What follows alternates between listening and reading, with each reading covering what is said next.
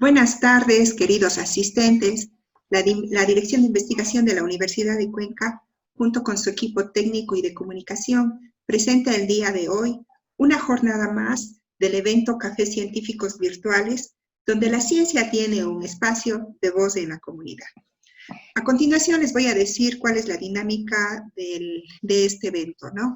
Vamos a tener la exposición durante 30 minutos, luego de lo cual ustedes van a escribir todas sus preguntas a través del chat en Zoom. Voy a sistematizar y hacerles las preguntas a nuestro distinguido expositor.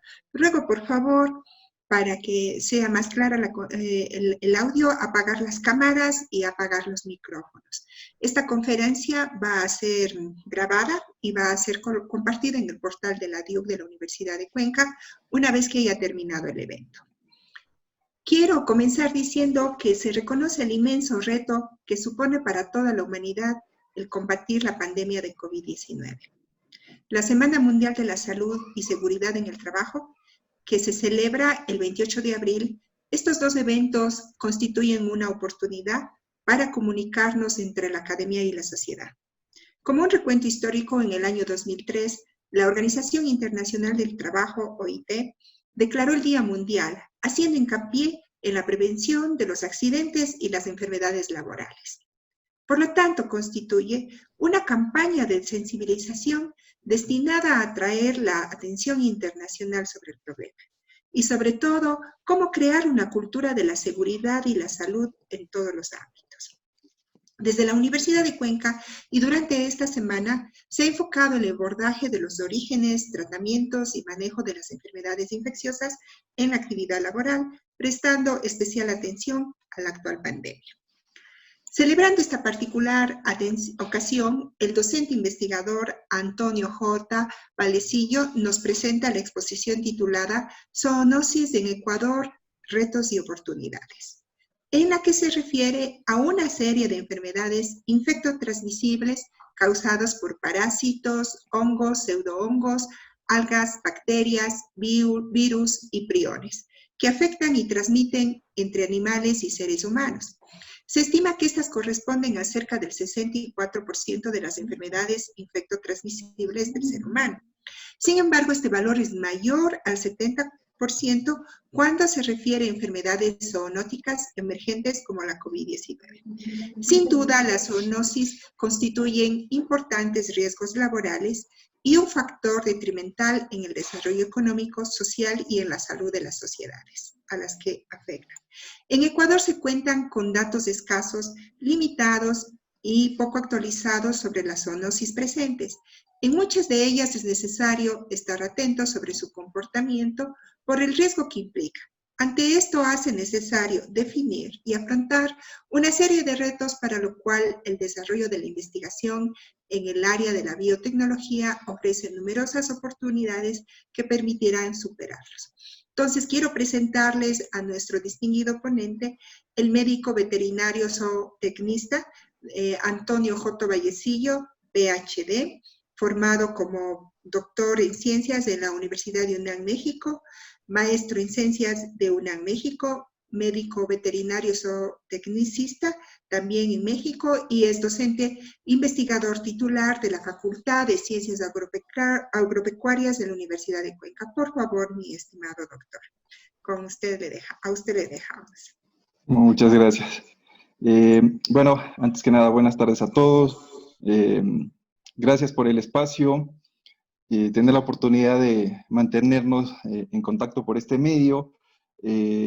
Ante estas circunstancias, mantenernos humanos. El objetivo de la charla, bueno, es en principio dar un reconocimiento a todas las personas que en este momento están detrás, por un lado, de la pandemia, manejando los médicos, enfermeras, todo el personal médico, pero también a todas esas personas que están en el campo, a los médicos veterinarios, que en ciertas circunstancias se enfrentan a zoonosis, que están en riesgo de entrar en contacto con patógenos de tipo zoonótico. No es mi intención crear un poco más de de preocupación en la sociedad, en crear preocupación en los asistentes, sino, bueno, como bien la doctora comentaba, llamar la atención de una serie de problemáticas que en el Ecuador, algunas de ellas no se conocen del todo, en algunos otros casos es limitado el conocimiento que se tiene o es poco actualizado, no está dimensionado, que es esta serie de enfermedades que podemos estar compartiendo con los animales.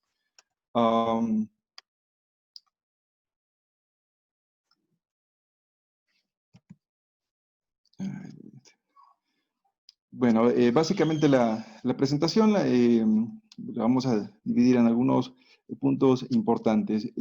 Como comentaba en principio, qué corresponde a la zoonosis, qué tipo de organismos las causan, tratar de revisar algunos aspectos de qué tan frecuentes son en el Ecuador o los datos que se tienen, y bueno, puntualmente comentar algunos ejemplos que me parecen ejemplos dignos de tomar en consideración, de llamar la atención, porque bueno, en algunos casos son enfermedades importantes, algunas otras que podrían en algún momento convertirse en enfermedades de diseminación mundial.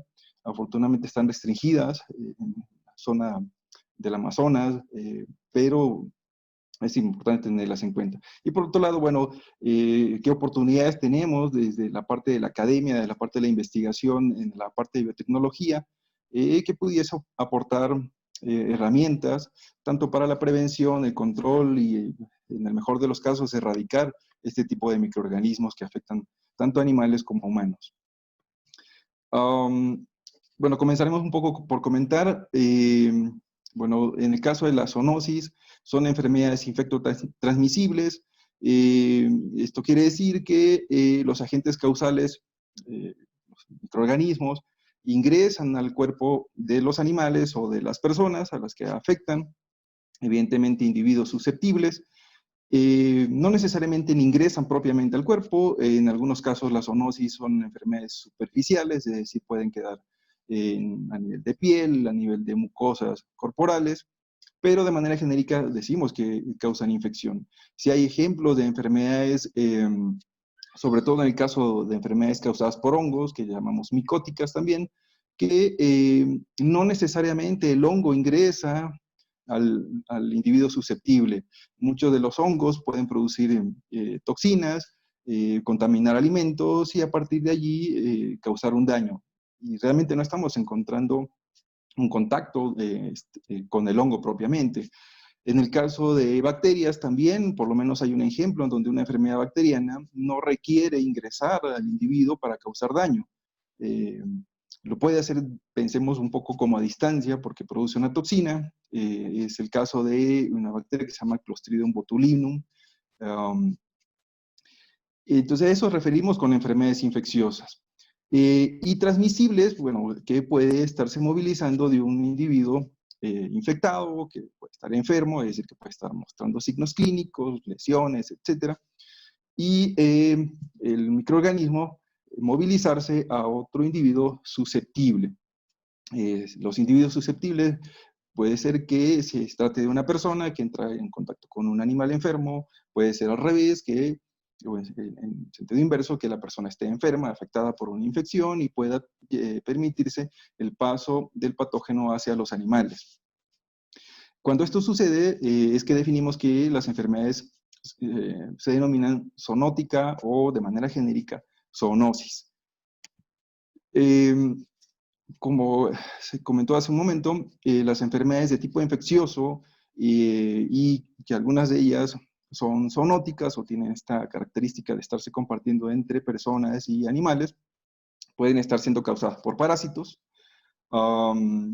Aquí hay una enorme diversidad de parásitos. Disculparán que no me refiera mucho a ellos. Un poco he trabajado más en el caso de hongos, bacterias, virus. Hay enfermedades zoonóticas que son causadas por hongos. Hay algunos microorganismos que están más emparentados con plantas que se le denomina pseudohongos, que también por lo menos hay un par de géneros que potencialmente no hay evidencias aún contundentes, pero potencialmente pueden llegar al ser humano a partir de animales infectados. Hay una alga, que estos son microorganismos unicelulares también mucho más afectados con plantas. Esa sí hay un poco más de datos que podemos considerarla como zoonótica. Hay varias especies de un género que se llama Prototheca. Esta alga Prototheca puede causar infecciones en bovinos, causa problemas de mastitis, es decir, afectar la glándula mamaria. La leche potencialmente podría estar contaminada y ser llevada esta alga junto con la leche a personas, sobre todo personas inmunosuprimidas. También puede afectar a otros animales como perros, gatos. En ellos no se ha visto posibilidades de transmisión, pero sí se considera, digamos, de un riesgo por allí como enfermedad zoonótica este microorganismo como alga. Bacterias, que quizás sea los tipos de microorganismos que la mayor parte de las veces se constituyen en enfermedades zoonóticas. Virus, tan famosos los virus en los últimos meses, ¿no? Esto lo que tienen en particular es que muchos de ellos tienen una dinámica evolutiva bastante rápida en comparación con otros entes biológicos, con otros organismos. Los virus es muy difícil asumir que sean entes biológicos vivos, no tienen un metabolismo propio, entonces por ellos todos los virus, en este caso sí, todos los virus, causan enfermedades de tipo infeccioso. Para poder completar su ciclo biológico tienen que necesariamente infectar a un hospedero. Y por último, los priones. Los priones son moléculas, es una proteína que tiene básicamente en los entes biológicos que tenemos neuronas una función, una proteína que tiene una forma de plegamiento. Yo le digo mucho a los chicos que se lo tomo como ejemplo, las proteínas para ser funcionales son como estas hojas, hojas de papel que se utilizan para el origami, se doblan, adoptan una figura, pero esta misma hoja la podemos desplegar y plegarla y generar otra figura. En las proteínas esto es posible. Cuando tienen un plegamiento, cuando muestran una forma, pueden tener una función. La mayoría de las proteínas, cuando se pliegan de otra manera, no tienen una función, sea cual sea esta función. Pero en el caso de las proteínas prion, unas que denominamos en particular tipo Scrapie, por una enfermedad que causan, este nuevo plegamiento le genera nuevas propiedades. Y una es comportarse de una manera muy parecida a una bacteria, por cómo se va generando más copias de esta proteína. Y además se hace sumamente resistente a las condiciones ambientales, el cuerpo no, el sistema inmune, el resto de mecanismos de defensa no puede eliminarla, causa daño, va permitiendo, va induciendo muerte neuronal y con ello, bueno, dado que la tasa de regeneración, sobre todo en ciertas áreas del encéfalo, es muy lenta, pues se crean espacios vacíos y de manera genérica los priones causan un tipo de enfermedades que se llaman encefalopatías espongiformes. Que hay en humanos, que puede aparecer de manera esporádica o por consumo de tejido, particularmente tejido nervioso, contaminado con proteína prion tipo Scrapie. Claro, la pregunta, bueno, son este tipos de microorganismos que causan zoonosis, pero ¿cuántos de ellos pueden causar zoonosis?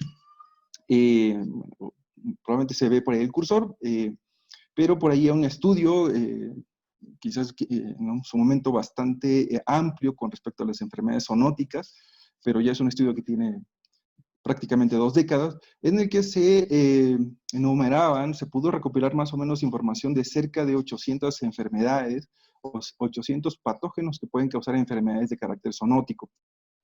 En ese momento, alrededor de 1.415 enfermedades infecciosas que afectan al humano. Eso más o menos corresponde alrededor de un 60-62% de las enfermedades infecciosas que nos afectan. Es decir, más o menos estamos compartiendo del 62-64% de las enfermedades infecciosas que nos afectan con los animales, o a los animales no los comparten. Sin embargo, hay que recalcar, bueno, hay ciertas definiciones en que podemos separar a ciertos patógenos en donde por algún lado en algún momento no se han descrito, o patógenos que se mantienen a nivel mundial en territorios muy restringidos, con una tasa de circulación muy baja y de repente por cambios ambientales se incrementa el número de individuos enfermos y este tipo de patógenos se les llama patógenos emergentes. Básicamente en los últimos años, o bueno, por lo menos para este estudio, alrededor del 75% o un poco más de los patógenos considerados como emergentes son de carácter zoonótico. En este estudio también algo importante, qué especies animales, qué grupos de animales tienen mayor capacidad de albergar patógenos, de infectarse por patógenos que puedan llegar al humano.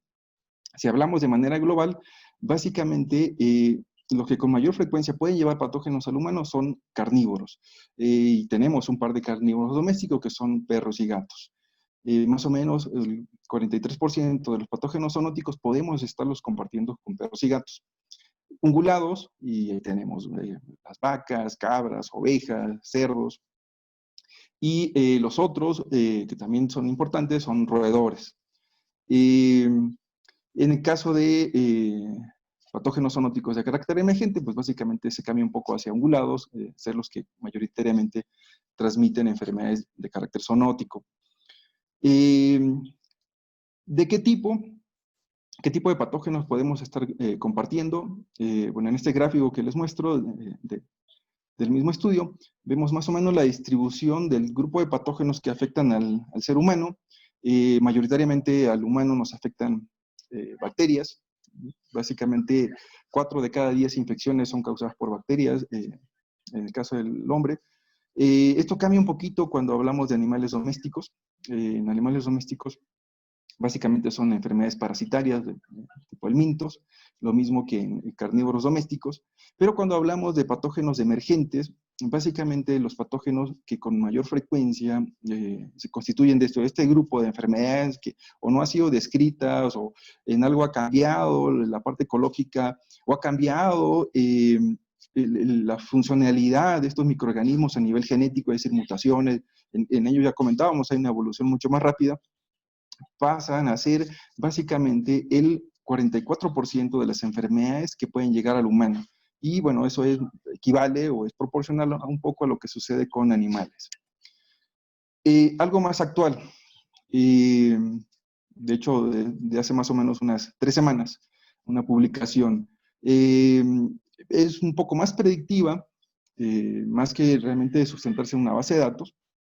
Un poco la intención de esta publicación era tratar de identificar en qué especies animales existe mayor probabilidad de convertirse en reservorios de patógenos de carácter zoonótico. Animales domésticos como rumiantes, carnívoros domésticos, murciélagos, animales mamíferos marinos, roedores, conejos y algunos otros como primates. Pero en este caso se plantea la existencia de alrededor 1010 patógenos de carácter zoonótico. Bueno, este es de hace algunas semanas, desconozco si ya está incluido el SARS-CoV-2, el agente causal de COVID-19, pero algo importante que quiero destacar, bueno, un poco se conserva que la mayor parte de los animales domésticos son los que nos están transmitiendo patógenos zoonóticos de carácter bacteriano, de tipo bacteriano, y sobre todo en carnívoros son parásitos, y en el caso de los virus, hay mayor probabilidad de que animales, primates, roedores, murciélagos, y por ahí algunos carnívoros domésticos, o carnívoros en general, nos estén transmitiendo o sean fuente de enfermedades zoonóticas de tipo viral. En el caso de los virus, a diferencia de los organismos vivos, ellos pueden tener el genoma, la información genética de dos tipos de moléculas. ADN, que es lo que vamos a encontrar en los organismos vivos, pero en los virus también vamos a encontrar virus cuyo genoma está constituido por ARN. Y hay una diferencia importante. Primero, o algunas diferencias importantes. Primero, los virus con genoma de ADN, en general la tasa de evolución se acerca un tanto a la tasa de evolución de los organismos vivos. Un poco mayor, pero en general se acerca a la tasa de evolución de los organismos vivos. En general, los virus con genoma de ADN afectan a primates y pueden llegar al ser humano. Las enfermedades virales de carácter zoonótico que podemos adquirir de primates tienden a ser virus con genoma de ADN. Y en el caso de los virus con genoma de ARN, con mayor frecuencia o hay mayor probabilidad de que se transmitan de roedores y de murciélagos. Por ahí también algunos de primates. Y en ellos la tasa de evolución es mucho más rápida y por ello quizás sean el grupo de patógenos de carácter zoonótico que probablemente con mayor frecuencia hemos estado viendo como patógenos emergentes y quizás sigamos viendo en el futuro como patógenos emergentes por la tasa de evolución que tenemos. ¿Por qué roedores y murciélagos? En el caso de murciélagos se ha especulado mucho que tienen un sistema inmune muy particular y quizás algunas características biológicas, pero hay quienes plantean que no es así, que básicamente en roedores y murciélagos lo importante es que son mamíferos cuya variación de especies o el número de especies es bastante amplia.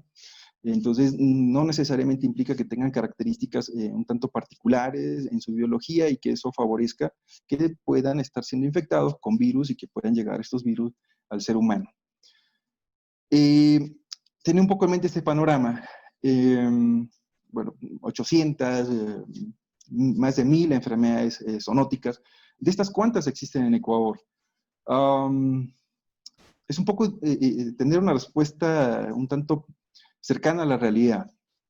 Sí, hay datos de la existencia de algunas de ellas, en algunos casos relativamente limitados, en algunos casos un tanto poco actualizados, y muchos de ellos no sabemos estas enfermedades qué tan frecuentes son, cuáles son sus reservorios, cuál es la dinámica de transmisión, cómo están distribuidas a lo largo del país, aunque es un país, pensemos que relativamente pequeño, pero con diferentes nichos ecológicos, con diferentes pisos climáticos, y eso tiene un importante en la distribución de las enfermedades. Y conocer eso sería realmente de mucha utilidad para manejarlas.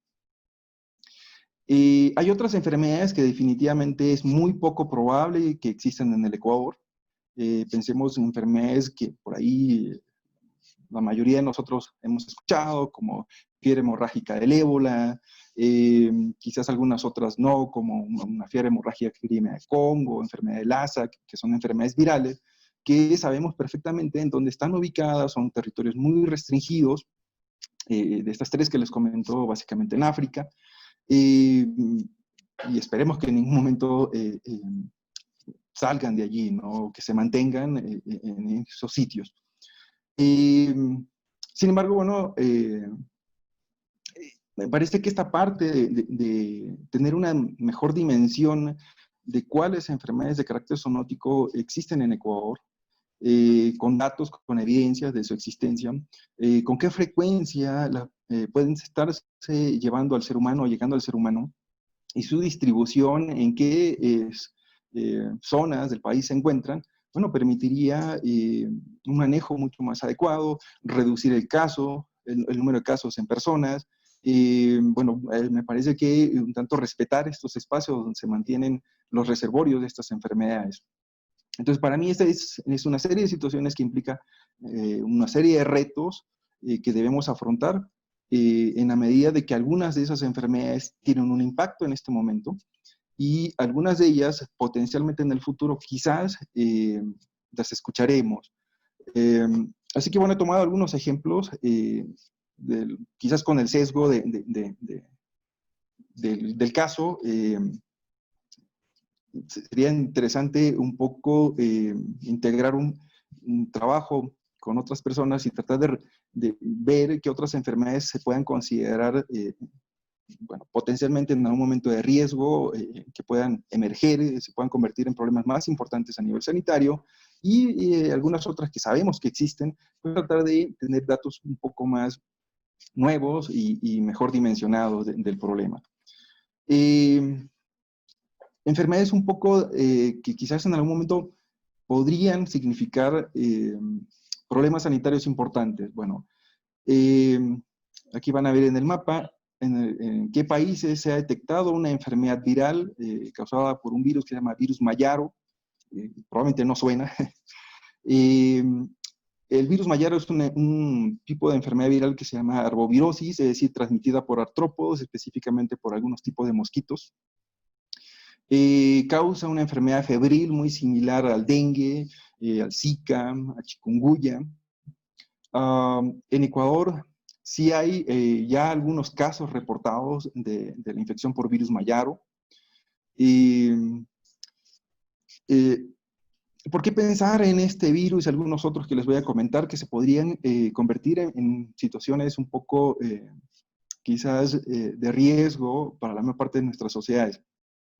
Y es que, como hemos escuchado hace algunos meses, los incendios en Amazonía, el impacto que se tiene en la deforestación, que eso quizás esté reduciendo el hábitat de los reservorios.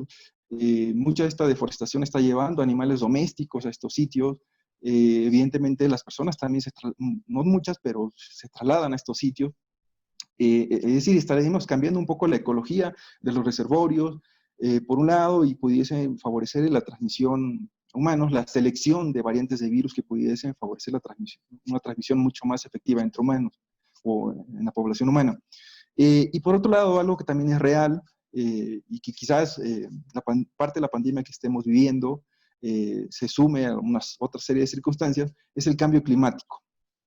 Si hablamos de que es un arbovirus transmitido por mosquitos, el cambio climático va a modificar la distribución de muchos de estos mosquitos que potencialmente van a permitir la diseminación de este tipo de enfermedades virales. Virus mayaro, hay otro virus que se llama virus de la fiebre de Doropuche, que también de manera reciente hay un reporte de 5 personas en Ecuador.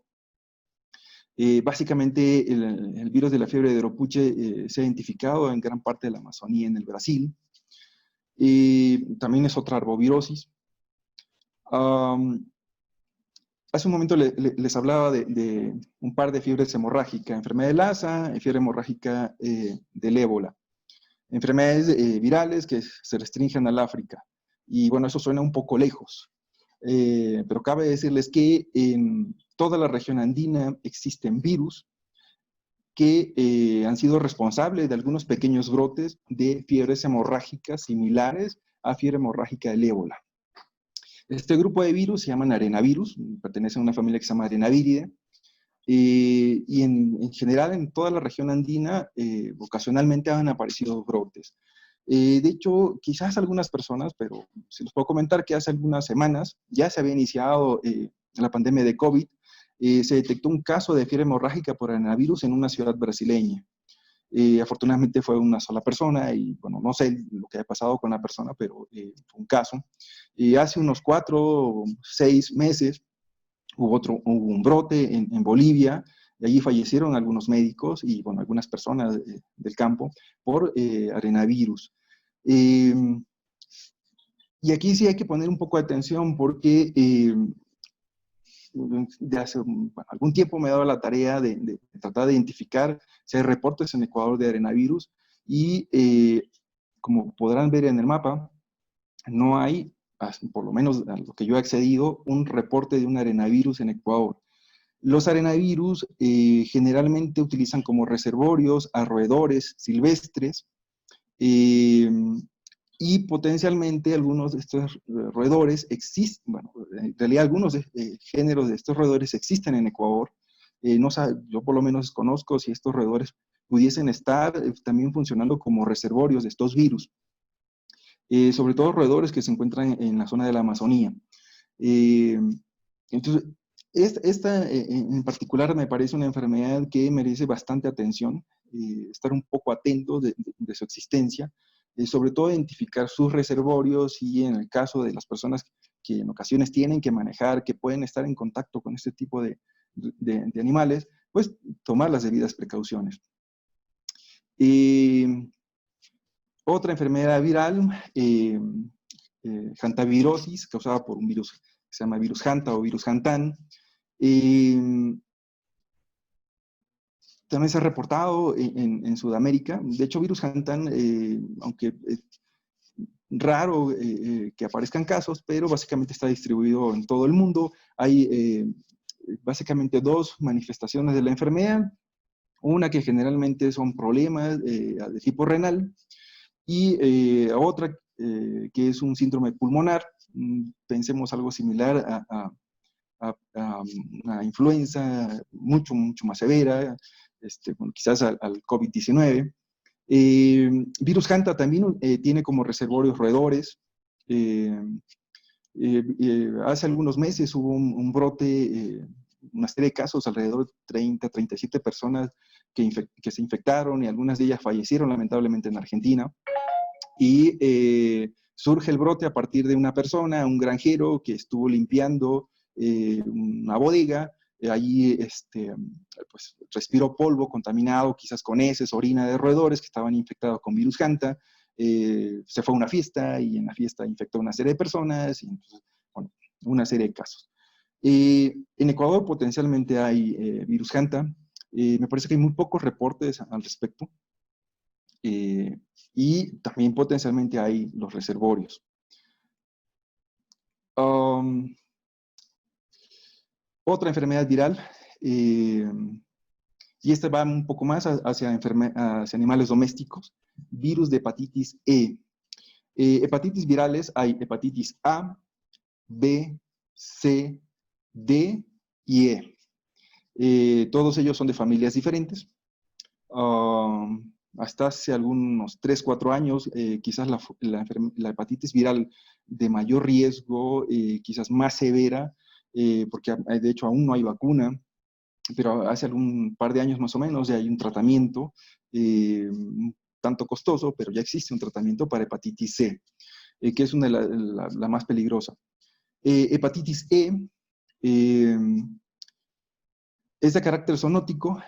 Potencialmente la podemos adquirir con el contacto con ratas, con roedores, fauna nociva, fauna urbana nociva, pero también de cerdos. ¿Sí? Yo sí, ahí sí no he visto un solo reporte en Ecuador de la existencia de hepatitis E en cerdos ni en humanos. Habría que tratar de indagar un poco al respecto. En América Latina en particular, países como México, Chile, quizás son los que tienen o han reportado mayor tasa de seroprevalencia. En el caso de manipular, sobre todo heces de cerdos, excretas de cerdos, en ocasiones carne de cerdo, de animales infectados, puede implicar un riesgo de que se adquiera esta infección. Otra enfermedad viral que podemos adquirir de animales domésticos, de animales silvestres, es la rabia. La rabia no es una enfermedad que hayamos controlado en el mundo, a pesar de que la rabia fue la segunda enfermedad viral para la cual se generó una vacuna. Sin embargo, no se ha logrado controlar básicamente porque tiene reservorios de animales silvestres, no solamente murciélagos, y de hecho murciélagos que pueden transmitir y llevar a animales domésticos básicamente son tres géneros que están distribuidos básicamente desde la frontera sur de Estados Unidos hasta gran parte del norte de Argentina. Afecta a otros animales de vida silvestre, ¿sí? Sobre todo los murciélagos hematófagos, que no son más que 3 géneros, pueden llevarlo a algunos animales domésticos y algunos de ellos pueden ser perros y gatos. Cuando llega a perros y gatos, la rabia se considera que está dentro de un ciclo urbano. Normalmente cuando está restringida a animales de vida silvestre se le llama un ciclo selvático. Como podrán ver en el mapa, en los países donde con mayor frecuencia se tienen casos de perros que sufren rabia, está en Amazonía, donde probablemente tenemos esos reservorios silvestres que pueden llevarla a estos animales. Evidentemente el perro con mayor frecuencia, pero ocasionalmente el gato, puede transmitir la rabia a las personas. Por allí hace unos días, no más de unos 10 días, hubo un caso en Argentina de un gato mascota que comenzó a tener un comportamiento normal, atacó a la dueña, atacó a la hija de la dueña, Fue llevada al hospital veterinario, el animalito lamentablemente falleció. Afortunadamente el servicio veterinario la llevó a hacerle diagnóstico por la sospecha de rabia y dio positivo. Entonces hay que estar un poco vigilantes. En particular, porque lamentablemente sí hay que decirlo, un poco estas intenciones de proveer de bienestar a perros y gatos nos ha llevado a que muchos de estos animales no se les controle, por un lado, pero por otro lado la insensibilidad, la irresponsabilidad de muchas personas que adquieren una mascota y que en algún momento se deshacen de ella, liberándola en la vía o en cualquier sitio, ha estado llevando a que se tengan poblaciones importantes de animales que se les denomina ferales, es decir, animales que fueron domésticos y que ahora, en libertad, pues han adquirido hábitos o un comportamiento como si fuesen animales de vida silvestre. En el Ecuador, dentro de los 5 problemas a nivel ecológico más importantes, están las poblaciones de perros ferales. Y sí hay que poner atención en ellos porque esperemos que no, pero en algún momento podrían convertirse en un espacio donde aparezcan brotes de rabia canina, y que esperemos que no, como ha sucedido que en los últimos años no hay reportes de rabia en humanos, pero pudiesen aparecer casos de rabia humana por perros ferales en el Ecuador. Porque estos perros nadie los está vacunando. ¿Sí? Y potencialmente, como no hay control de dónde se desplazan, podrían adquirir la infección. Y esperemos, bueno, no tener reportes, ¿no? Como es el caso de Perú. En Perú hay rabia humana, o sea, afortunadamente pocos, pero hay. En Colombia. En general, la rabia en una persona después de que inicia la presentación de los síntomas, usualmente es 100% mortal. En el mundo, de manera anual, fallecen alrededor de 59,000 personas por rabia. ¿Sí? Es una enfermedad en muchos territorios en el mundo que se le considera desatendida y un riesgo sumamente importante. Y pienso que es por ahí importante observar esta parte de animales ferales, carnívoros ferales. Y evidentemente, pues estos animales tienen un impacto ecológico, como comentaba.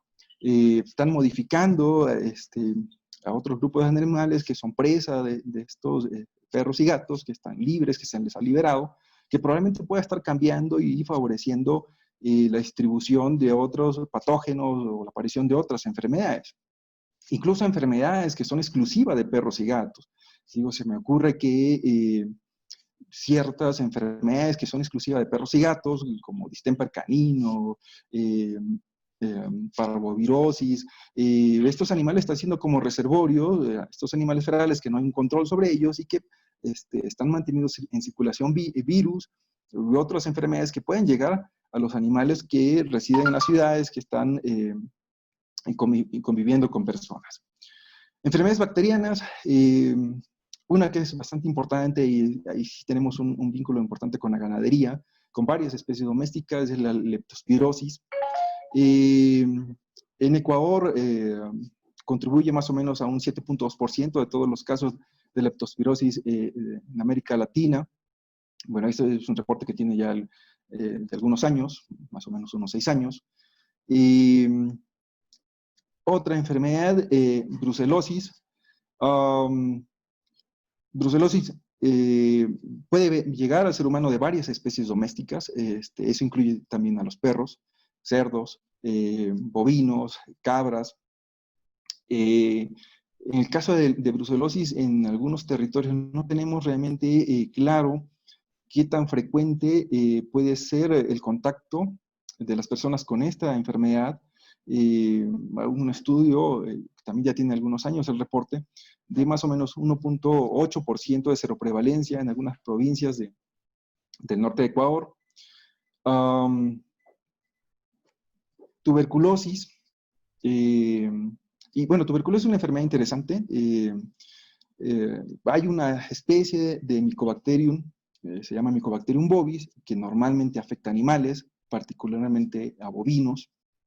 a vacas, puede afectar a otros animales, e incluso animales de compañía. Y Mycobacterium tuberculosis, que causa la tuberculosis en humanos. Normalmente Mycobacterium tuberculosis podemos adquirirla de una manera un tanto similar al COVID-19. Por aerosoles, la saliva, una persona con tuberculosis puede toser, a veces al hablar. No es una liberación constante de la bacteria. Hay ciertos periodos donde se puede estar transmitiendo con mayor frecuencia o liberando con mayor frecuencia. Afortunadamente no es tan estable en el ambiente, así que la tasa de transmisión es relativamente baja si la comparamos con el SARS-CoV-2. La tuberculosis por Mycobacterium tuberculosis, los humanos podemos transmitirla a los animales domésticos, pero es extremadamente raro que el animal doméstico con tuberculosis por Mycobacterium tuberculosis la transmita al ser humano. Usualmente es posible que adquiramos tuberculosis por Mycobacterium bovis. En general la población la puede adquirir consumiendo leche no pasteurizada. Lo mismo que brucelosis. ¿Sí? Pero cuando una persona sufre tuberculosis por Mycobacterium bovis, es muy difícil que la pueda transmitir a otra persona, porque básicamente las lesiones se concentran en el tubo gastrointestinal, en ciertas porciones del tubo gastrointestinal, algo que se llama tuberculosis extrapulmonar.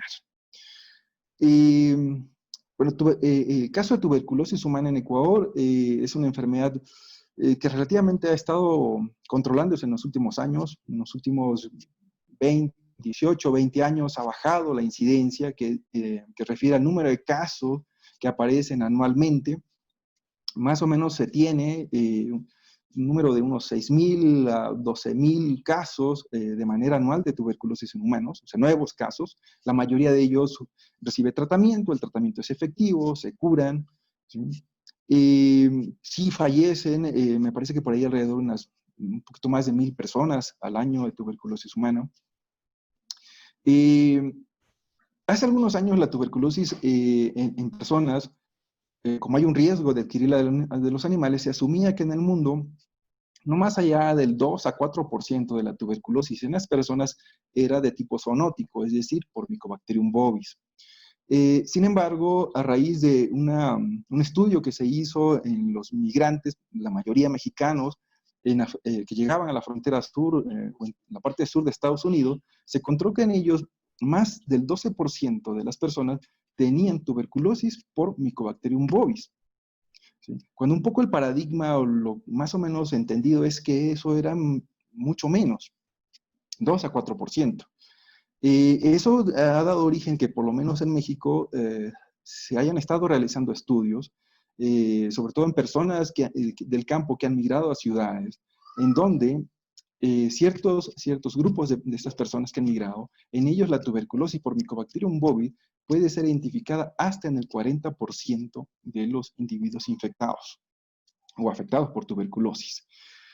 Y aquí, bueno, cabe la pregunta, en el caso de Ecuador, de los casos de tuberculosis que aparecen anualmente, ¿cuántos son por Mycobacterium bovis? Por lo menos reportes científicos solo han descrito 2. Y en mi opinión, eso es muy poco probable que suceda y que la transmisión sea muy baja. Sabemos bien que una buena parte de la población en el Ecuador consume leche sin pasteurizar y derivados lácteos sin pasteurizar, y que eso es la ruta que frecuentemente permite la adquisición de tuberculosis por Mycobacterium bovis.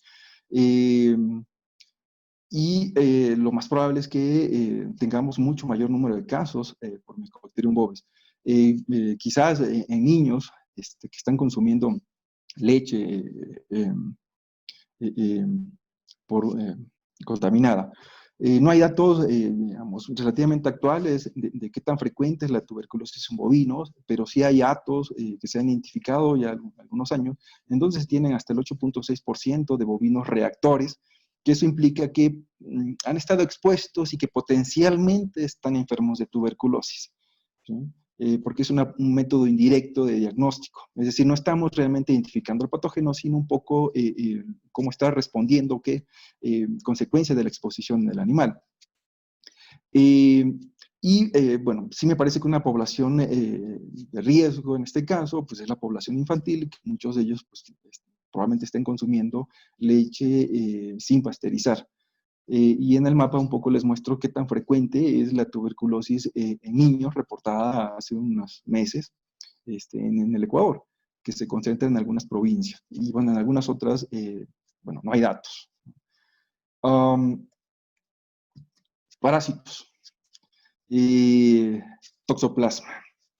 Desafortunadamente aquí, si hay que decirlo, un tanto de manera errónea, se le atribuye al gato a ser la única vía, a veces se considera la única vía de transmisión de la toxoplasmosis, y eso no es cierto.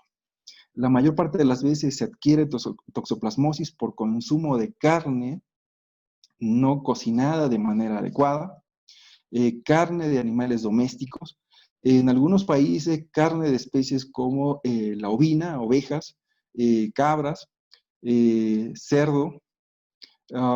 Se sospecha que la leche, bueno, en algunos casos la leche de oveja y cabra se ha demostrado que es una vía de transmisión de toxoplasmosis. En la leche de bovino se sospecha, hay unos reportes que apuntan a que en países como Brasil, la adquisición de toxoplasmosis es por vía de consumo de leche bovina no pasteurizada, por leche de vaca no pasteurizada. En el caso de Ecuador hay toxoplasmosis, tampoco yo no he encontrado muchos reportes de diagnóstico directo, es decir, identificando al parásito. Es un tanto difícil realmente identificarlo, se requieren herramientas un tanto costosas y laboratorios un poco especializados para aislar el parásito. Por eso usualmente se recurre a identificar anticuerpos, que es una forma de diagnóstico indirecto. Identificar anticuerpos no significa que necesariamente la persona esté infectada por toxoplasma, y si lo está, que está sufriendo una enfermedad aguda, que está activo el parásito. ¿Sí? Pero en Ecuador pues, hay reportes de seroprevalencia de un poco más, bueno, alrededor del 60%, en personas de 15, en el intervalo de personas de 15 a 20 años. El estudio, de hecho, solamente incluyó personas a niños y hasta 20 años, y en personas de 15 a 20 años fue mayor la seroprevalencia. En Chimborazo, 36%. Sobre todo estuvo enfocado a mujeres que asistían a la universidad. En la Tacunga, de 20 a 30%. Es un poco curioso aquí, y aquí está el riesgo profesional. Quienes poseían gatos, en ellos se encontró más o menos el 20% de personas con anticuerpos contra toxoplasma, pero en veterinarios sube al 30%. Entonces, un poco una de las enfermedades que también hay que poner atención, toxoplasmosis, junto con tuberculosis y algunas otras enfermedades que pueden afectar a una persona sin llegar a manifestarse del todo, tener una infección crónica, pero puede reactivarse en aquellas personas que su sistema inmune, por diferentes circunstancias, deja de funcionar de manera eficiente, como puede ser el caso de una persona infectada con HIV, una persona con diabetes mellitus tipo 2, en ocasiones personas que han sufrido o que han requerido un trasplante y que se les da una terapia inmunosupresora, se puede reactivar una tuberculosis o puede permitir la reactivación de una toxoplasmosis. Entonces, pero bueno, ¿cuántas personas están infectadas? Eso me parece que es un dato que no se tiene de manera precisa. Ejemplos de enfermedades, y quizás hay algunas otras, en las que deberíamos de poner atención. Hay algunas muy puntuales, que son las de origen y la causa viral, que pues en algún momento podrían convertirse en enfermedades de un mayor impacto en la sociedad, que se diseminen más rápido, dado que son entes biológicos que evolucionan mucho más rápido, bien podría en algún momento la biología permitir que aparezca una versión de virus con mayor capacidad para transmitirse de persona a persona o de animal a animal. ¿Sí? Claro, hay una serie de retos que todos estamos llamados a comenzar a identificar y aportar en algo. En mi opinión, desde la sociedad en general, bueno, tenemos que sentarnos a pensar qué tanto nuestras actividades cotidianas están impactando a la naturaleza. ¿Cuál es el impacto ecológico de nuestra forma de vida? ¿Sí? Tenemos que revisar los hábitos de consumo. Cualquier cosa que estemos consumiendo, sin duda que tiene detrás un impacto ecológico. Y ese impacto ecológico está modificando los hábitats de muchos reservorios, la dinámica que tienen estas especies, su distribución. Hay un impacto a nivel climático, ¿sí? Que podría estar modificando la distribución de vectores. Entonces, tenemos un poco que comenzar a revisar esta situación. La semana pasada escuchábamos una charla y se planteaba la pregunta de, bueno, en el caso de Ecuador, ¿qué tipo de actividad productiva está impactando más en la pérdida de cobertura vegetal? ¿Sí? Y por un lado, bueno, lo que se planteaba es la parte agropecuaria, y la parte agropecuaria, una de ellas es animales domésticos. Y me parece que ahí se están conjuntando dos cosas. Por un lado, estamos cambiando, disminuyendo la cobertura vegetal, y por otro lado, estamos llevando animales domésticos que potencialmente están entrando en contacto con animales silvestres y con eso favoreciendo la transmisión de animales, perdón, la transmisión de enfermedades que circulan normalmente en animales silvestres, animales domésticos, y que podrían funcionar como un puente hacia los humanos. Entonces es importante como sociedad comenzar a revisarlo. Sí, no podemos cambiarlo de la noche a la mañana, pero ya es importante que comencemos a tomar conciencia al respecto.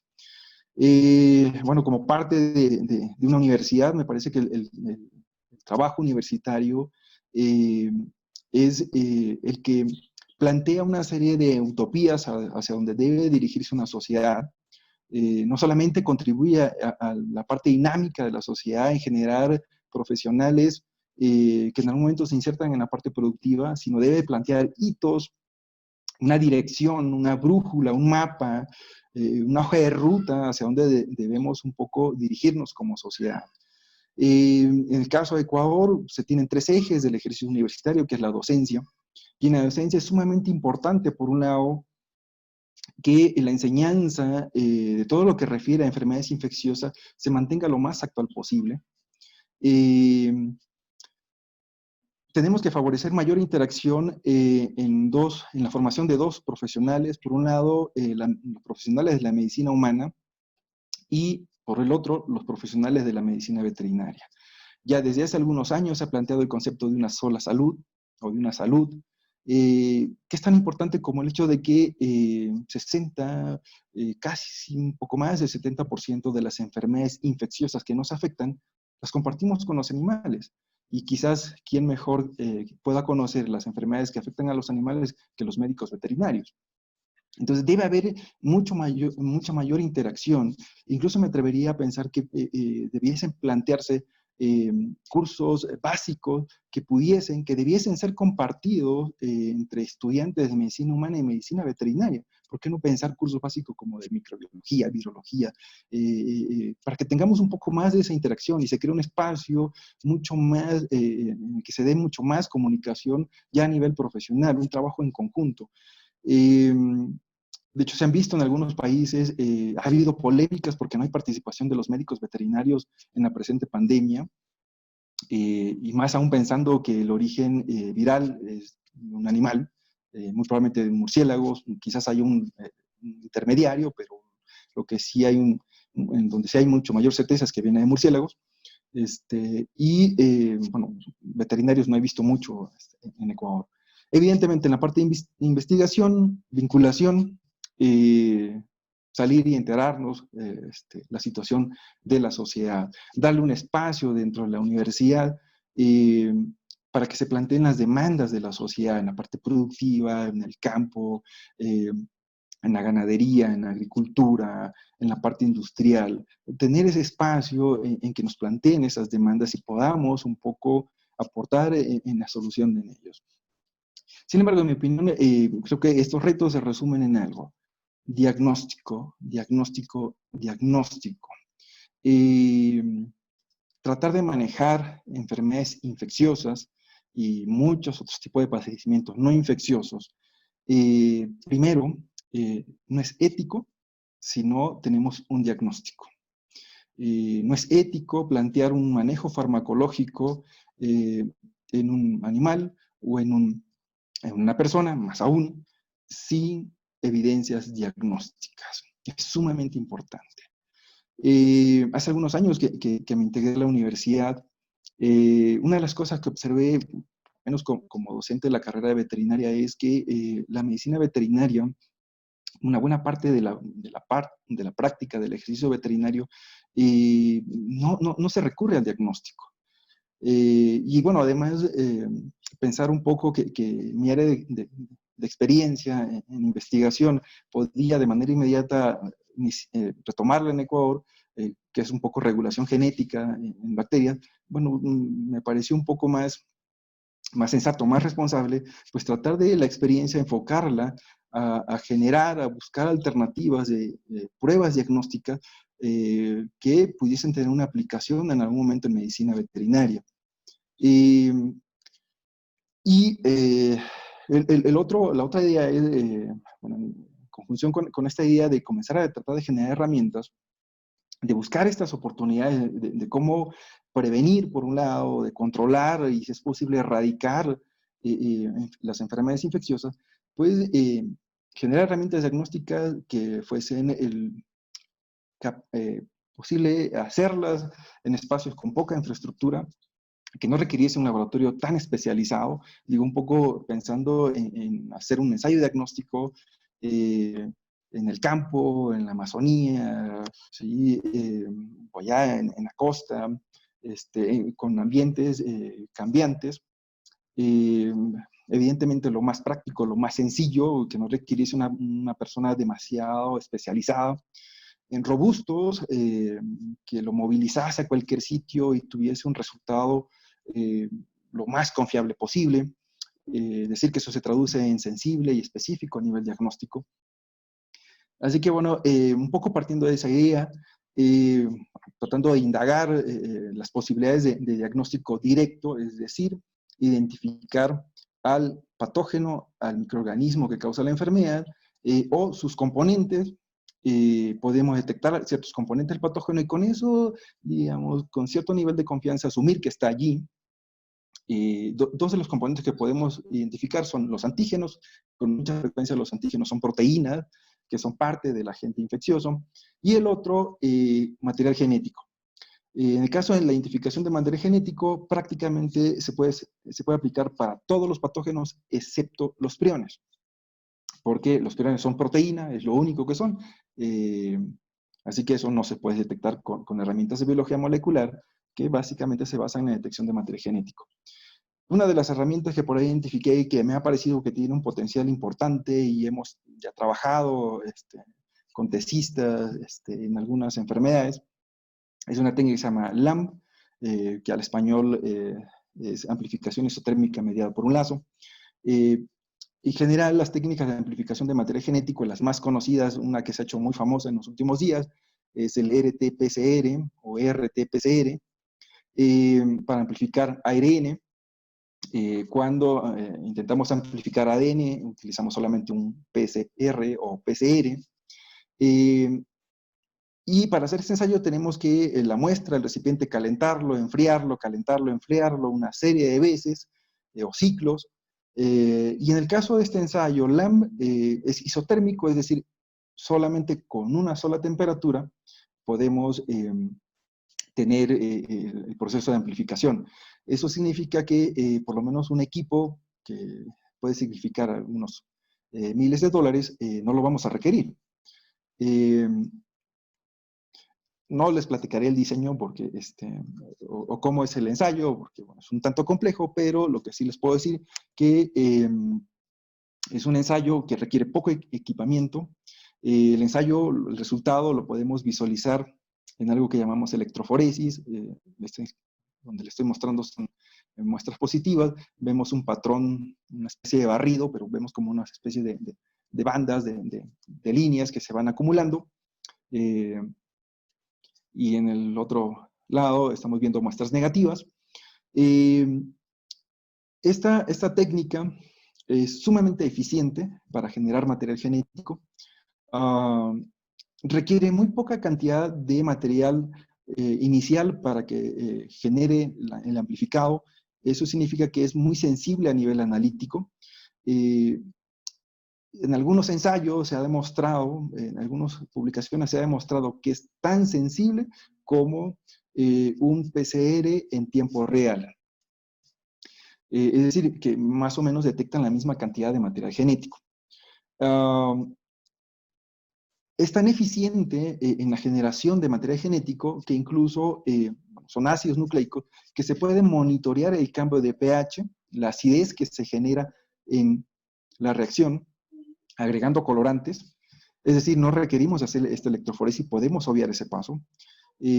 Podemos monitorear el pH, podemos monitorear ciertos subproductos que se generan, podemos monitorear la generación de ADN con ciertos colorantes.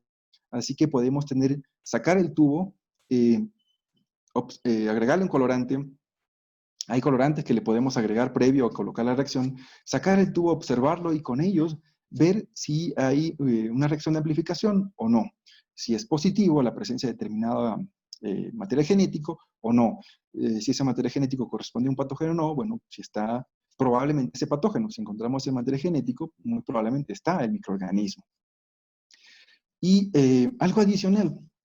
En este ensayo que se está utilizando la prueba estándar o la prueba de referencia, el ensayo más confiable para la detección de la infección por el SARS-CoV-2 es el RT-PCR en tiempo real o cuantitativo, que demanda una serie de equipos y por lo menos en el ensayo, es un ensayo de amplificación, intervienen dos enzimas, una que convierte el ARN viral a ADN y luego una enzima que genera múltiples copias de ese ADN viral para que pueda ser detectado. La enzima que permite la amplificación de ADN en el ensayo LAM también es capaz de amplificar ARN. Es decir, podemos tener un RT LAM sin requerir dos enzimas, sino solamente una. Es decir, esta enzima tiene las dos posibilidades, ¿no? Detectar patógenos cuyo material genético es ADN y detectar patógenos cuyo material genético es ARN, que esos son los virus. Así que se puede utilizar una sola enzima, que es otra ventaja y que puede eso ayudar a reducir costos. Les mostré que la reacción se hace en un pequeño tubo. También se puede hacer en un soporte sólido, en matrices, como filtros de fibra de vidrio, en polímeros plásticos o algunos polímeros de tipo plástico, y crear una especie de chips, de dispositivos plásticos donde se pone en cada espacio una reacción para detectar patógenos diferentes. Este chip, la amplificación, podemos detectarlo de manera colorimétrica o de manera fluorométrica, es decir, con fluorocromos. Además, estos chips, que básicamente necesitamos un espacio donde calentarlos, mantenerlos calientes, puede además ser acoplado con sistemas de detección basados en el uso de teléfonos inteligentes. Y muchos de estos teléfonos están conectados a Internet. Así que imaginemos un escenario donde en condiciones muy limitadas, yo un poco le digo a veces a los estudiantes, imaginen un día que están frente a la vaca, le toman una muestra, son capaces de obtener el material genético, ponerle un pequeño de estos dispositivos, tener un pequeño artificio electromecánico, conectarlo al automóvil, hacer el ensayo. Muchos de estos ensayos, la duración son 30, 40 minutos, una hora. Poder visualizar el resultado ahí en el automóvil, tomar una fotografía. Ese teléfono en un momento tendrá posibilidades de conectarse al Internet y enviar un dato a un repositorio o a una base de datos que se pueda estar integrando con datos casi en tiempo real de la presencia de patógenos. Claro, será importante mucho tener cuidado con los datos, ¿no? Ya habíamos escuchado hace unos días una charla con respecto a esto. Pero, ¿por qué no pensarlo? Eso es posible, se ha hecho ya en algunos casos. hablaba de la obtención de material genético. Hay dispositivos que se han estado probando donde básicamente son unas porciones de papel no más allá de 1 centímetro cuadrado, donde se puede hacer la purificación del material genético, se puede hacer la distribución del material genético en diferentes compartimentos para que en cada compartimento pueda ser detectado un patógeno diferente. Entonces incluso podemos llevar a este tipo de ensayos a formatos múltiples, es decir, que podemos detectar al mismo tiempo en una muestra varios patógenos diferentes. Podemos intentar detectar varios patógenos diferentes a partir de una pequeña muestra. Como les he comentado, bueno, ya desde hace algunos años hemos montado algunos ensayos para la detección de material genético de algunos patógenos de interés veterinario. Si alguien está pensando, hay ensayos, hay reportes de ensayos basados en esta técnica para el SARS-CoV-2, la respuesta es sí. Aproximadamente, bueno, ya publicados, ya pasados este proceso de revisión por pares, me parece que hay un par de publicaciones y por ahí unas 6 o 7 más publicaciones en el proceso de revisión. Eso hay que estar un poco al cuidado porque algunos datos reportados ahí tienden a cambiar posterior al proceso de revisión, pero es importante decir que sí hay ya ensayos desarrollados para detectar SARS-CoV-2 con esta técnica. Entonces, diagnóstico directo de detección de material genético. ¿Por qué es importante contar con estas herramientas? Porque intentar aislar un patógeno con mucha frecuencia resulta caro, resulta un riesgo profesional intentar hacer el aislamiento. Costoso, en algunos casos lleva tiempo. Puedo decir algunas enfermedades bacterianas de las que les he hablado, tuberculosis, 6 a 8 semanas tenemos que esperar para que tengamos un resultado concluyente. Entonces, eso lleva rato. Las técnicas de biología molecular relativamente permitirían tener resultados relativamente rápidos. Y no son perfectas, eso es algo que tenerlo en mente. De hecho, ninguna prueba de diagnóstico es perfecta y algunas lo son menos, pero son útiles, ¿no? Que es la parte importante. También hemos comenzado a trabajar con diseños o con ideas para hacer diagnóstico indirecto.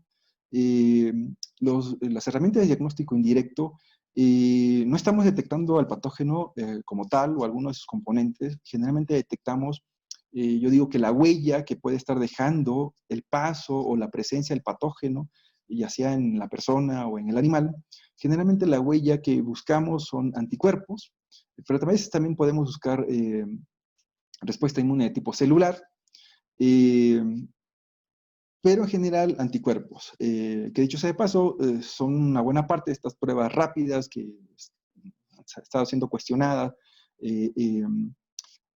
últimamente por su nivel de confianza, que en general es relativamente más bajo que las pruebas de diagnóstico directo.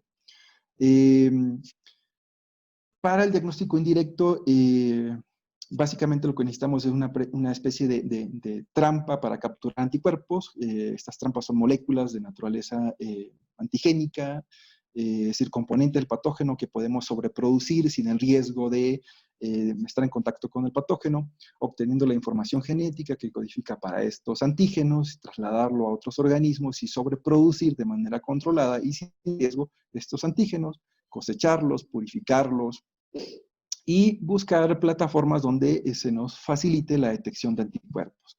Eso por un lado. Hemos comenzado, y bueno, la imagen que ven ahí es una de un par de tesistas que estuvieron trabajando con una enfermedad que no es zoonótica y que afecta a bovinos.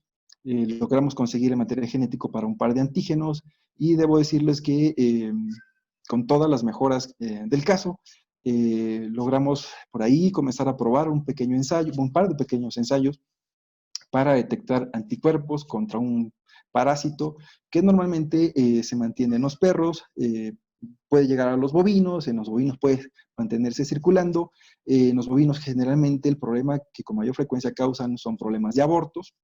Es un parásito que se llama Neospora caninum, un protozoario. No está demostrado que este sea zoonótico, así que por lo menos en ese sentido podemos estar bastante tranquilos, pero es una enfermedad que muy probablemente está causando problemas importantes a nivel económico.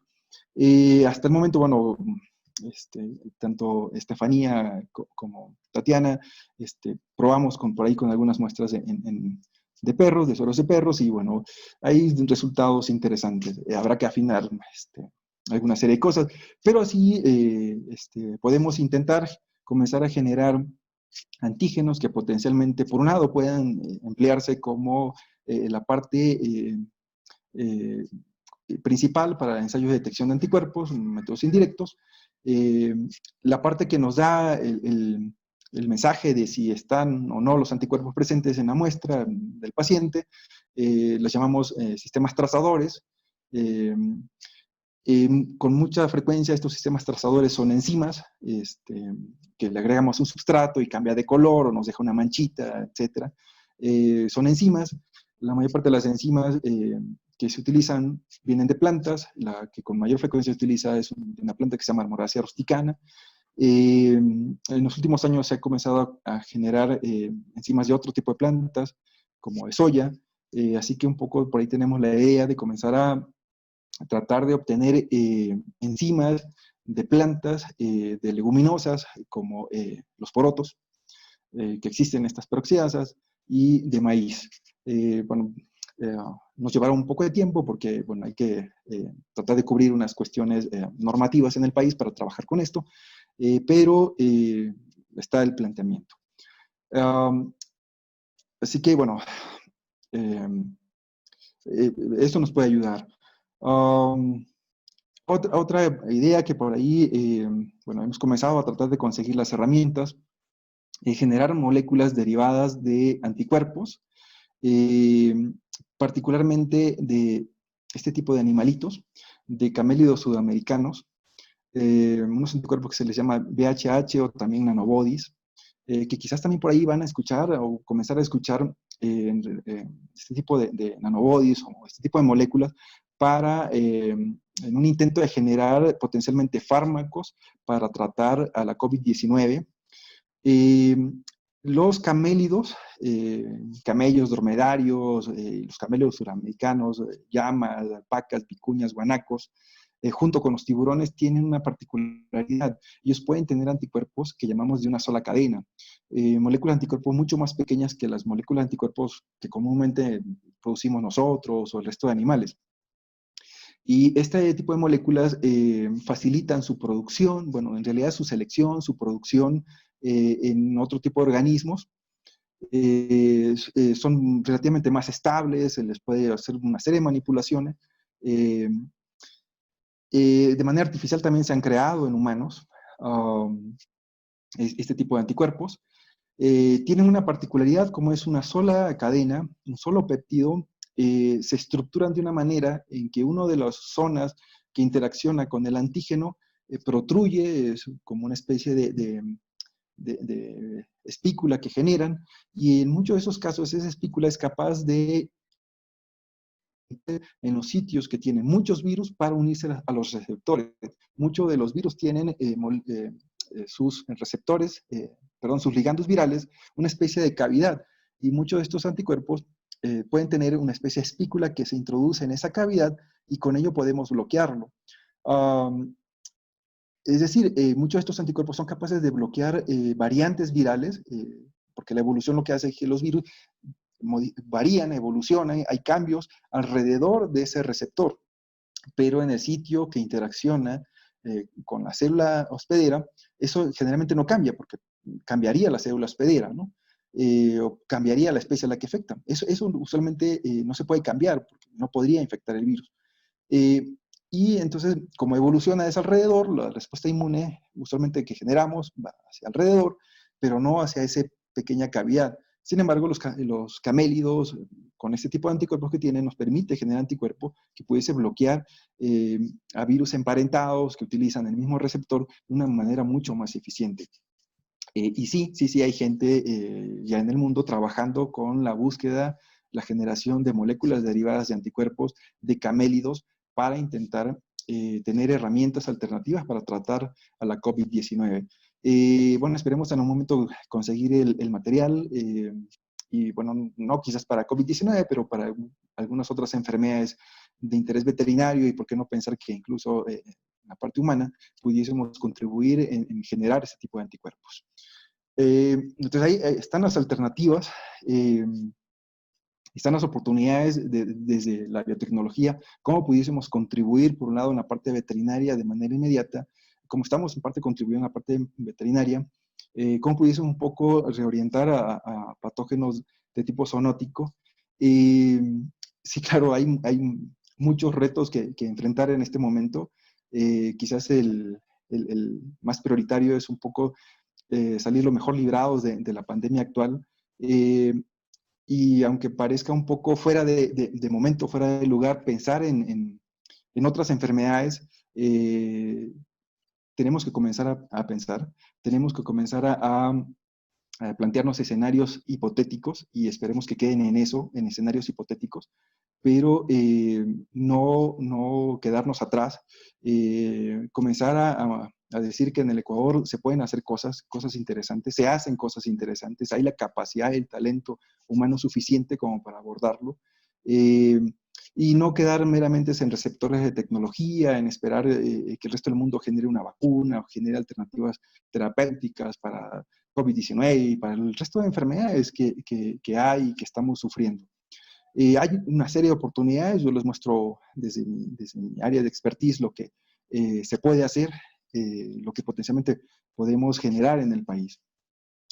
Eh, eh, Resumiendo, espero no crear más pánico, meramente la intención es decirles, debemos pensar que también en el país hay otras zoonosis, algunas que desconocemos, algunas que tenemos muy pocos datos, pero es importante comenzar a pensar en ellas.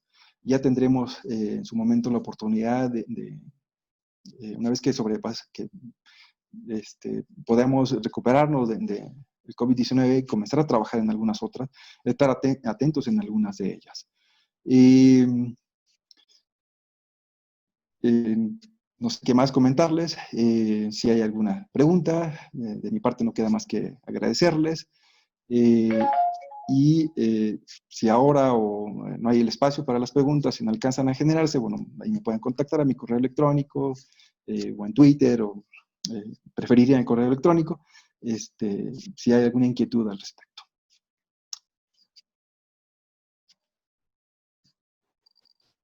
Perdón. Muchísimas gracias, Antonio.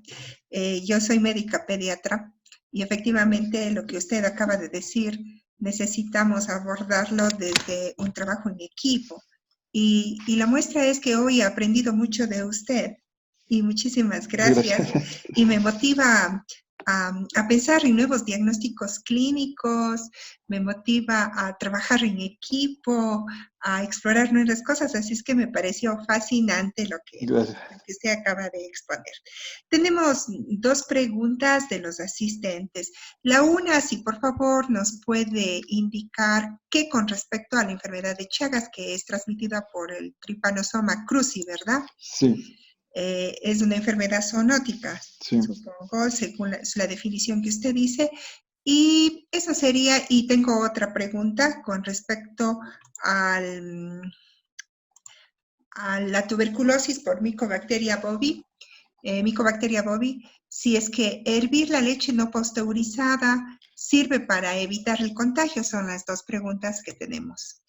Muchas gracias. Ya. Bueno, con respecto a tripanosoma, sé que de los países que tienen más problemas con respecto a tripanosoma es Perú, sobre todo en las zonas desérticas. Los tripanosomas usualmente tienen como reservorio varios mamíferos de vida silvestre, y es transmitido por la picadura de un insecto hematófago, un grupo de insectos que se llaman triatomas.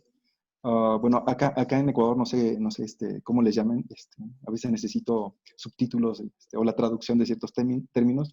En México le llamamos chinches besuconas, y debo suponer porque cuando la chinche, triatoma, toma sangre, deja una especie de hematoma, Así que ya se imaginarán por qué lo de besucona, porque se parece a un beso ahí.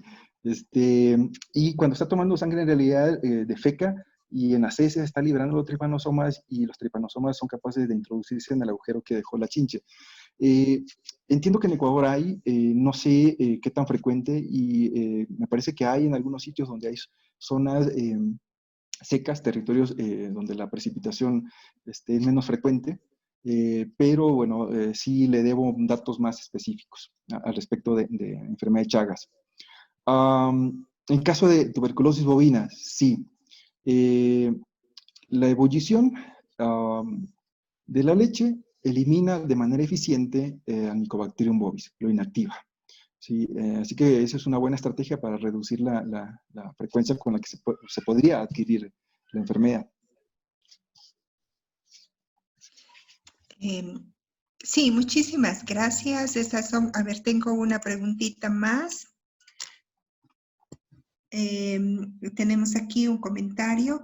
La falta de datos que se mostró de enfermedades en Ecuador demuestra nuestra debilidad o la poca importancia de nuestro país que se le da a la zoonosis, ¿no? Ya lo había comentado a usted. Si nos puede comentar un poco más. Sí, bueno, no sé si poco interés, no sé, digamos, qué es lo que subyace de toda esta problemática. Lo que sí puedo adicionar a este comentario es que cuando se hace análisis de riesgo, generalmente el desconocimiento es una variable que impacta muchísimo en la estimación del riesgo. Bueno, y digo estimación porque el riesgo es algo que lo cuantificamos, es una probabilidad. Entonces el desconocimiento es algo que puede multiplicar, puede incrementar de manera importante el riesgo que implica una enfermedad, sea esta de carácter zoonótica o no. Entonces sí me parece que, digamos, se ayudaría muchísimo, se contribuiría muchísimo a tener una mejor dimensión de lo que sucede con alguna zoonosis en el país. Por un lado, esta visión de riesgo, ¿no?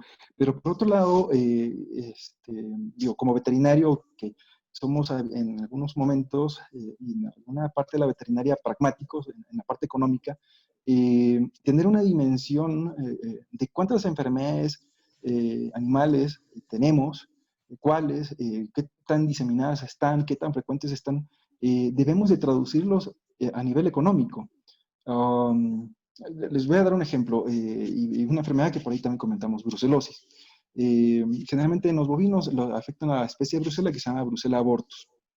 En el Ecuador, de acuerdo a los datos de agrocalidad, por ahí depende de la región, pero como máximo 5 o 6%, y ahí hacia abajo.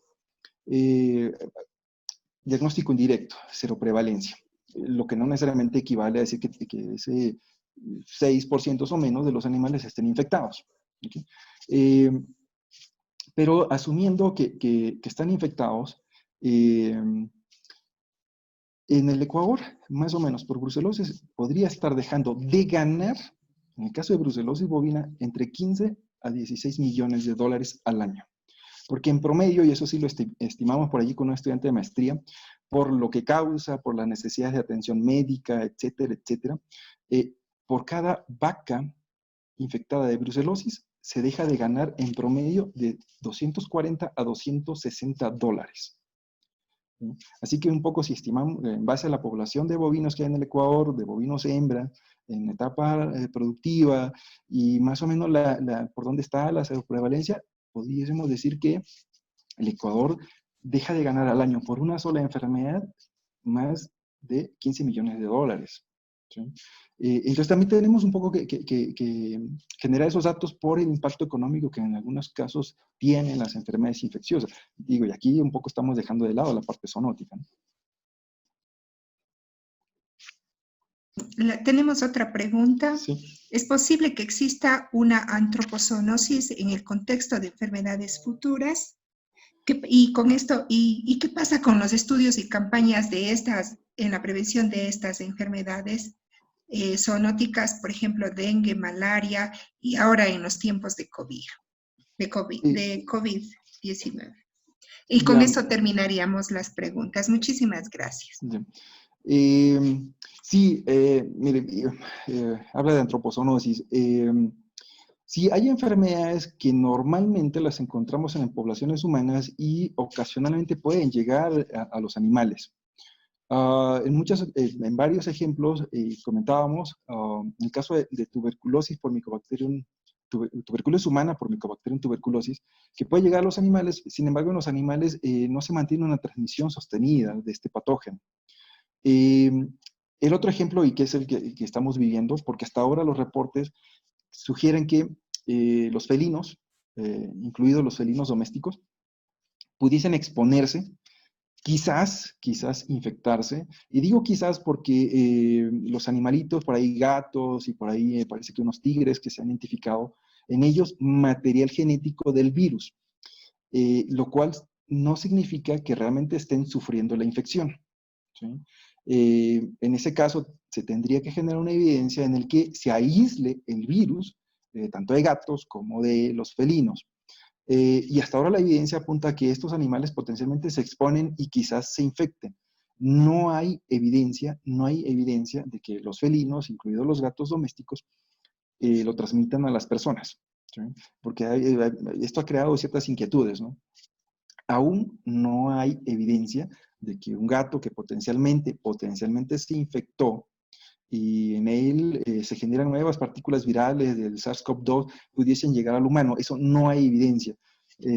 Por SARS-CoV-2 y por cualquier otro motivo, de ninguna manera es permisible, de hecho debiese ser sancionado con mayor contundencia el abandono de mascota, ¿no? No hay evidencia al respecto. Son casos de antropozoonosis, pensando que el patógeno solamente circula en humanos normalmente y ocasionalmente llega a los animales. Y también tenemos el caso contrario, ¿no? De patógenos animales que ocasionalmente llegan a humanos y se quedan ahí y no tienen una salida. Otras enfermedades zoonóticas. Es un cuestionamiento interesante porque, claro, en este momento estamos centrada la atención en COVID-19 y me parece que otras enfermedades zoonóticas, infecciosas, zoonóticas o no, enfermedades no infecciosas, quizás están un poco siendo relegadas. Esperaría que en su momento, si es que ha habido investigación, se retome con estas otras enfermedades. Y si no, bueno, comenzar a observarlas, comenzar a favorecer la investigación en este tipo de enfermedades y en cualquier otra, ¿no? Siempre habrá más riesgo si no tenemos datos. Cualquier aporte, por pequeño que sea, siempre y cuando sea de la debida calidad académica y científica, es extremadamente valioso, es sumamente valioso. Y bueno, no sé si haya alguna pregunta adicional y una disculpa si me excedí en el tiempo. Muchísimas gracias, doctor Antonio. Todo este evento de café científico ha sido muy importante y como había manifestado, nos abre los horizontes a la investigación, a los nuevos retos en salud pública y sobre todo al trabajo en equipo. Muchas gracias a los asistentes y entonces damos por terminada esta sesión. Hasta luego. Muchas gracias.